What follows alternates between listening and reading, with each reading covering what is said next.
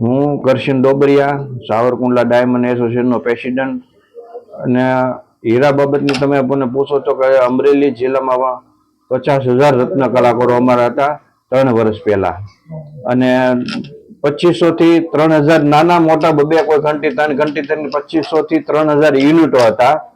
અટાણે એ યુનિટ આ રશિયા અને યુક્રેનનું યુદ્ધ ચાલુ થયું પછી ઘટતા અટાણે 1200 યુનિટો આખા જિલ્લામાં ચાલુ છે.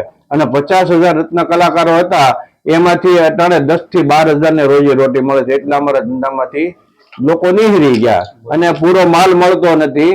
લોકોને અમારી રોજગારી આપી છે, પણ આવીને અમારું અડધું બંધ છે અને અડધું ચાલુ હોય ને એને પૂરી રોજગારી મળે નહીં. એટલે થોડુંક અમારા માટે થોડુંક સરકાર આમાં વિચારણા કરે તો અમે ટકીએ કે આ જિલ્લો પછાત છે, આ જિલ્લો હીરા ઉદ્યોગ ઉપર નભી રહ્યો છે, આ જિલ્લો ખેતી ઉપર નભી રહ્યો છે. અને હજી આ જિલ્લામાં જો સરકાર કોઈ વિચારણા નહીં કરે તો આ જિલ્લામાંથી સ્થળાંતર કરીને લોકો અન્ય જિલ્લામાં જતા રહે અને આપણો જિલ્લો કાયમી પછાત રહે, એ હું ડાયમંડ એસોસિએશનના પ્રમુખના નાતે કહું છું.